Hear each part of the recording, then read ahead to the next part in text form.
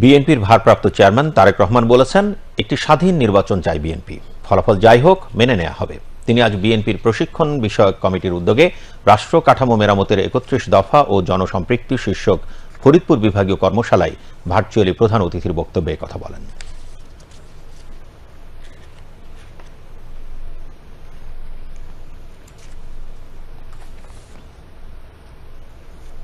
এই ৩১ দফায় সবকিছু না, কোনো ব্যক্তি কোনো সংগঠন যদি মনে করেন এখানে একটি নতুন কিছু অ্যাড করা প্রয়োজন, সংযোজন করা প্রয়োজন, আমরা বিবেচনা করে যদি দেখি যে সেটি ভালো একটি প্রস্তাবনা, অবশ্যই আমরা সেটি গ্রহণ করব।